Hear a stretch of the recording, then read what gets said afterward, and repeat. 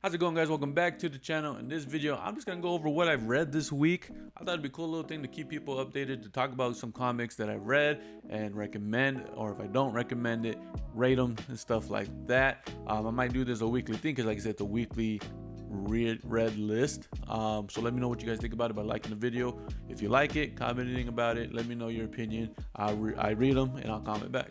So there's three main series that I read over this week.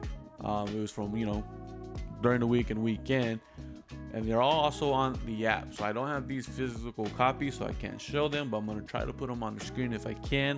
It kind of depends on my editing skills. We'll see how it goes. So if you see them, I did it great, and so on. But the main three series that I read, one is Sins of Sinister, one is Volume 6 of Wolverine, and Volume 7 of X-Force. Now these are all part of the TP, so they're trade paperbacks on the app that you can read. They do them individually, but if you can look up the trade paperbacks issues, they help tell you the issues that you need to read for that arc, and that's how I do it, because I'm going in order for the Krakoa era before I start the new era that I've been collecting from the Ashes A New Beginning. So I've read these. It sounds like 3 series, but in total, I believe it's like almost 20 issues that I read during the week. So the main series that I read is called Sin of Sinister. There's 11 issues involved in that TP. So the main series is called Sins of Sinister. That's issue number 1. Immoral X-Men, issue number 1 through 3. Storm and the Brotherhood of Mutants, issue 1 through 3. Night Crawlers, issue 1 through 3. And Sinister Domain, issue number 1. And that's the last one of it. Like I said, for a total of 11 issues in this whole event.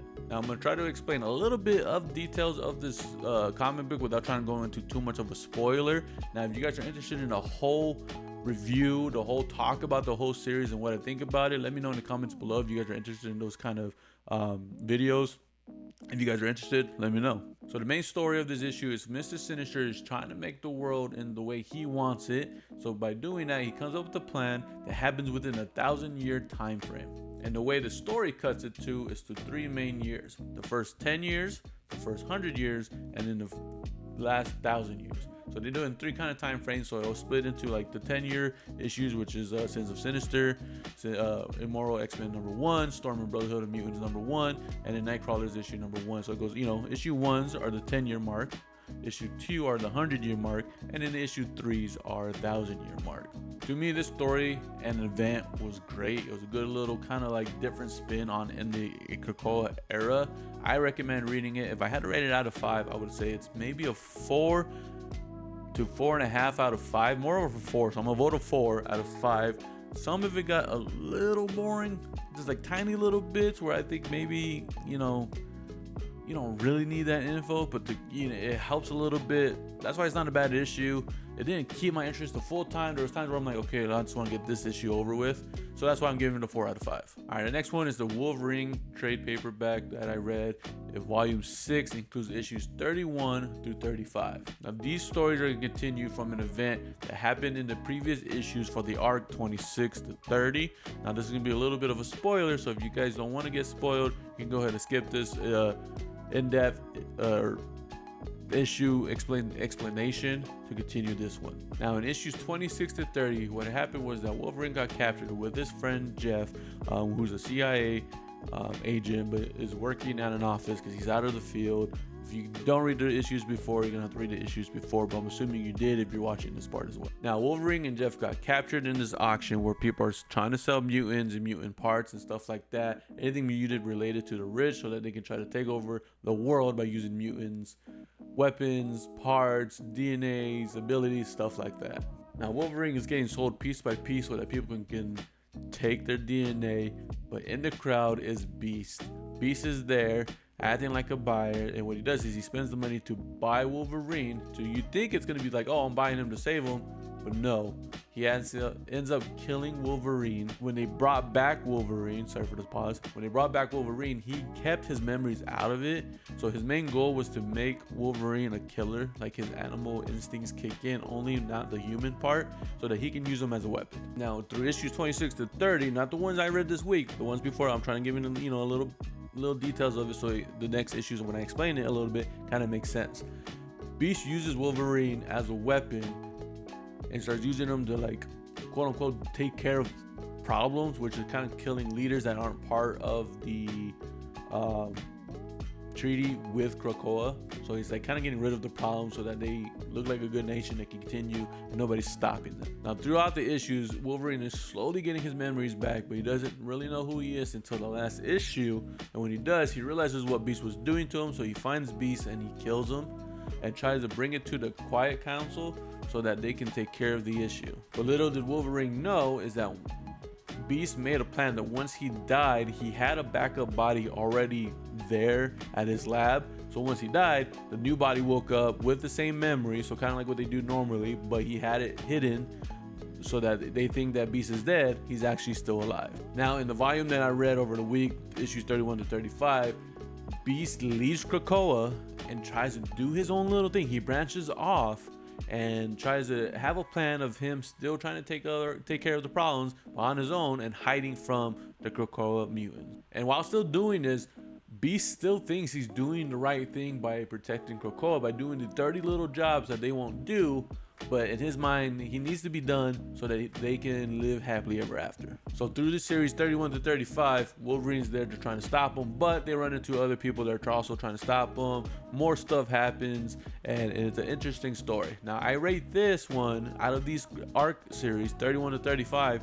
Honestly, I rate it a 5 out of 5. It's a great story. I love Wolverine's stories. I know Wolverine's a big mutant that people like to talk about and is more known to, even normal people who don't read comics. But this one is really good. I definitely recommend it. If you're reading the Wolverine issues, you would like these. If you read these already, then you probably think the same thing, that this is a real good little story that they had, a little arc that they were going into the series. Let me know in the comments if you read it and what you think. Now, the last series that I read is X-Force issues 39 to 42.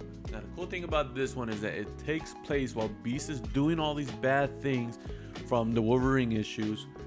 And Beast is on the, Beast is gone and on the run. I'm not gonna explain too much because, like I said, it's gonna ruin Wolverine issues. But that's what's happening during this time. So in the beginning of the series, they already let Sage know that she's taking place of the X-Force as the main director, because that's what Beast was. So that's what she's doing. So in this series, she is trying to make a better X-Force group than it was before previous when Beast was in charge. Because when Beast was in charge, X-Force was a little, a little not the best group of what they're supposed to be. They were tailing off into doing bad stuff because of Beast. Even though they didn't agree with it, Beast was in charge.